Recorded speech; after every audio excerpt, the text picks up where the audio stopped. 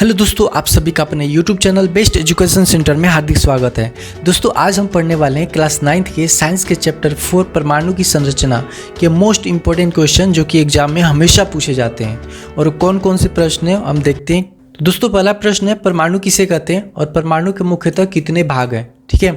दूसरा प्रश्न है जो कि बहुत इंपॉर्टेंट है, एग्जाम में हमेशा पूछा गया है, इलेक्ट्रॉन, प्रोटॉन और न्यूट्रॉन में क्या अंतर है। तीसरा, कैनाल रे यानी कि कैनाल किरणें किसे कहते हैं, यह भी एक इंपॉर्टेंट क्वेश्चन है। चौथा, कैथोड किरणें किसे कहते हैं। और पांचवा, अल्फा बीटा और गामा किरणें क्या होती हैं, इनके बारे में लिखना है। सारे के सारे प्रश्न इंपॉर्टेंट है क्योंकि ये चैप्टर का नाम परमाणु की संरचना है, इसलिए परमाणु के बारे में हम इसमें कुछ पढ़ेंगे। बाकी ये जो लास्ट के 4 क्वेश्चन है वो तो मोस्ट इंपॉर्टेंट है आपके एग्जाम में। इसमें से एक तो 100% बता रहा हूँ कि आएगा ही आएगा एग्जाम में। तो चलिए इसके किस प्रकार से हम आंसर लिखेंगे वो देखते हैं। दोस्तों, पहला प्रश्न है कि परमाणु किसे कहते हैं और परमाणु के मुख्यतः कितने भाग हैं।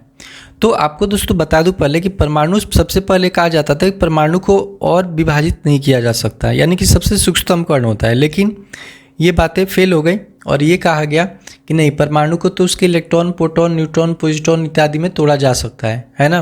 तो इसके हिसाब से एक आधुनिक परमाणु सिद्धांत के अनुसार इनकी परिभाषा प्राप्त हुई कि परमाणु किसी भी तत्व का वह सूक्ष्मतम भाग है जो किसी रासायनिक अभिक्रिया में बिना अपने रासायनिक और भौतिक गुणधर्म को बदले उस अभिक्रिया में प्रयुक्त होता है। यानी कि परमाणु किसी तत्व का सूक्ष्मतम भाग तो है, लेकिन यहाँ पे ये नहीं कहा जा रहा है कि इसे और विभाजित नहीं किया जा सकता, बल्कि ये कहा जा रहा है कि ये परमाणु रासायनिक अभिक्रिया में भाग लेते हैं, ठीक है, लेकिन वो अपने रासायनिक गुणधर्म को कभी भी नहीं बदलते, यानी कि उनका रासायनिक गुणधर्म हमेशा विद्यमान होता है। और यह तत्व का सबसे सूक्ष्मतम भाग होता है, ठीक है, और जिसे किसी शक्तिशाली सूक्ष्मदर्शी से भी नहीं देखा जा सकता। तो ये ध्यान रखना। तो दोस्तों, सबसे सूक्ष्म परमाणु किसका होता है, हाइड्रोजन का होता है। पहला तत्व कौन सा होता है, हाइड्रोजन, है ना। और इसकी परमाणु त्रिज्या कितनी होती है, 0.37 × 10⁻⁻10 मीटर, या इसको कह सकते हैं 0.037 नैनोमीटर। N4 नैनो हो गया, जो कि 1 नैनोमीटर कितने के बराबर होता है, 10⁻⁹ मीटर। यही नीचे अगर आ जाएगा, है ना, डिवाइड में, तो 1/10⁹ मीटर हो जाएगा। ठीक है। तो इसको याद रखना, ये ऑब्जेक्टिव में पूछे जा सकते हैं कि सबसे छोटा परमाणु किसका होता है, तो हाइड्रोजन का होता है। ये आप स्ट्रक्चर देख सकते हो, ये टोटल क्या परमाणु है। परमाणु के मध्य में जो है नाभिक में प्रोटॉन और न्यूट्रॉन होता है, जिसके बारे में हम आगे पढ़ेंगे। और इलेक्ट्रॉन क्या होता है कि बाहरी कक्षाओं में क्या होता है, एक निर्धारित कक्षाओं में चक्कर लगाता है, नहीं परिभ्रमण करता है। ठीक है। तो परमाणु के मुख्यतः 3 भाग है, इलेक्ट्रॉन, प्रोटॉन और न्यूट्रॉन। तो चलिए हम इनके बारे में पढ़ते हैं कि एग्जाम में कैसा प्रश्न आता है इससे रिलेटेड। और प्रश्न है दोस्तों कि इलेक्ट्रॉन, प्रोटॉन और न्यूट्रॉन में क्या अंतर है। ठीक है। ये आपका प्रश्न है जो कि बहुत ही इंपॉर्टेंट है और ये एग्ज़ाम में आपका आएगा ही आएगा। तो इसको अच्छे से नोट कर लेना और याद कर लेना। तो सबसे पहले देखो, इलेक्ट्रॉन का संकेत जो होता है ई नेगेटिव होता है क्योंकि ये ऋणात्मक होता है। और प्रोटॉन क्या होता है, पी पॉजिटिव, ये धनात्मक होता है। और न्यूट्रॉन उदासीन होता है, इसलिए एन 0 होता है। ठीक है। ये भी एक अंतर में डाल सकते हो, बाकी मैंने इसको ऐसे ही शॉर्ट में डाल दिया आपके लिए। अब नेक्स्ट आते हैं कि इलेक्ट्रॉन की खोज जो है जे टॉमसन ने सन 1897 ईस्वी में की थी। किसने की थी, जे टॉमसन ने।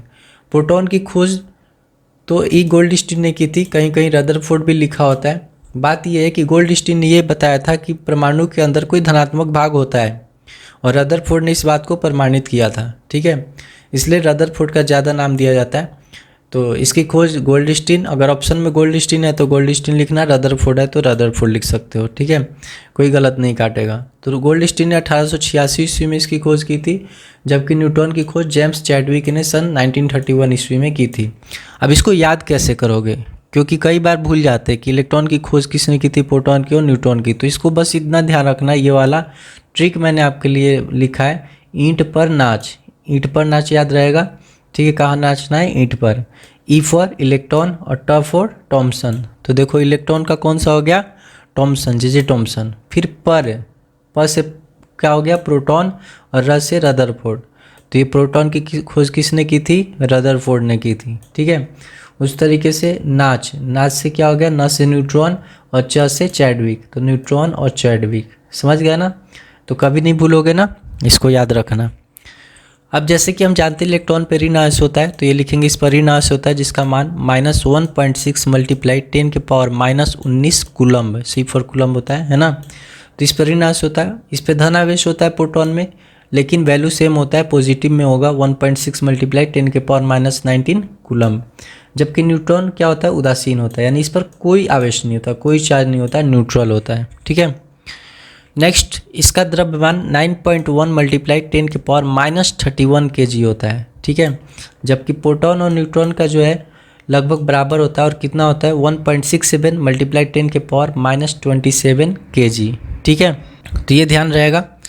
और आप एक और लिख लेना कि यह परमाणु के नाभिक के बाहर निर्धारित कक्षा में गति करता है, यानी कि इसके जो कक्षा होती है फिक्स होती है। ठीक है, और उसी कक्षा में परिभ्रमण करता है। जबकि प्रोटॉन और न्यूट्रॉन क्या होता है, नाभिक में पाए जाते हैं, ये मध्य में पाए जाते हैं, जिसमें प्रोटॉन क्या धनात्मक पार्ट होता है और न्यूट्रॉन क्या होता है, उदासीन होता है। ठीक है, तो आप कर लोगे ना, ये क्वेश्चन आएगा तो।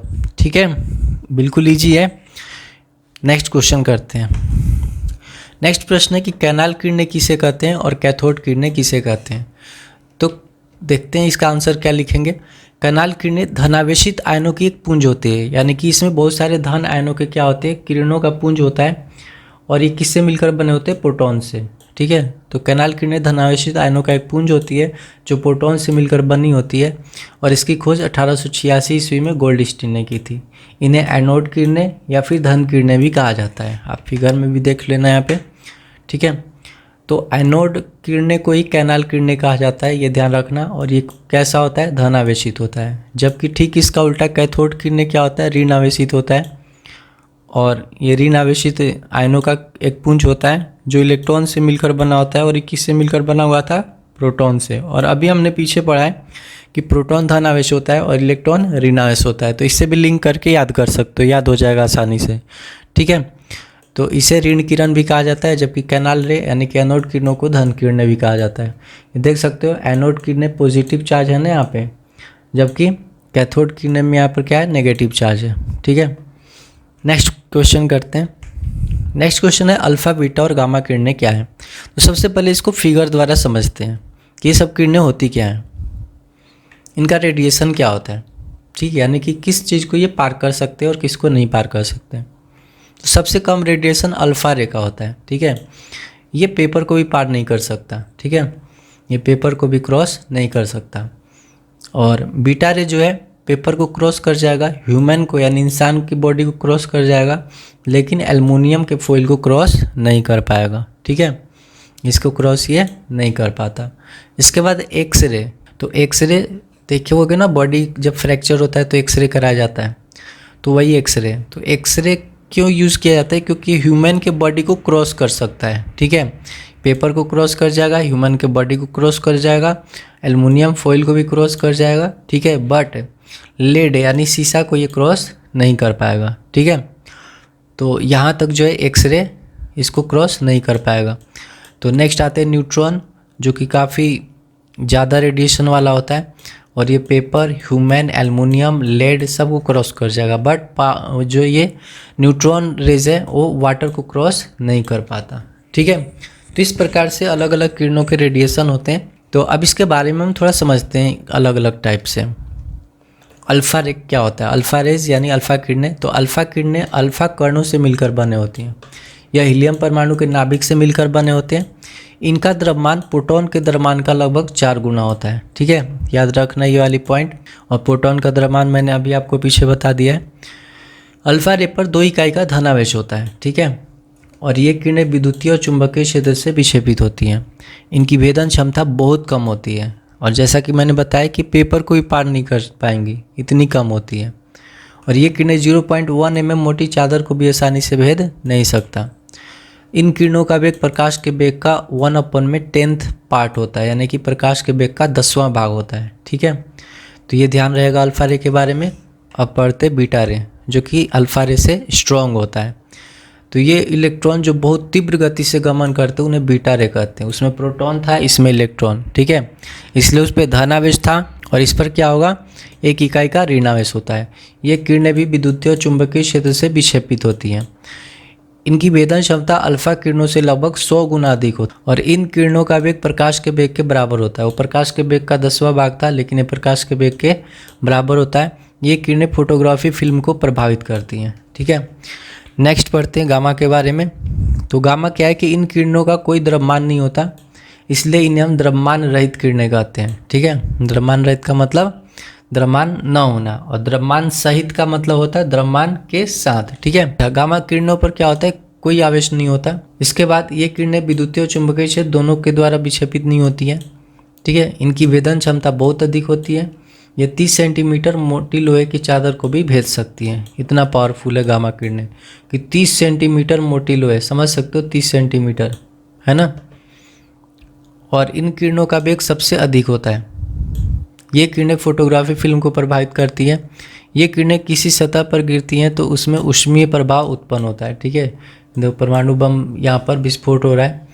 तो गामा किरणें बहुत खतरनाक होती है। अगर इन किरणों को बॉर्डर पे यूज़ किया जाए तो किसी की हिम्मत नहीं होगी ना कि बॉर्डर पर कोई आतंकवादी गतिविधियाँ कर पाए, लेकिन क्योंकि इनका जो रेंज होता है ना बहुत कम होता है, रेंज कम होता है लेकिन वेदन क्षमता बहुत अधिक होती है। ठीक है, तो दोस्तों आज के लिए इतना ही। आई होप आपने ये सारे क्वेश्चन को अच्छे से समझा होगा, अच्छे से पढ़ा होगा।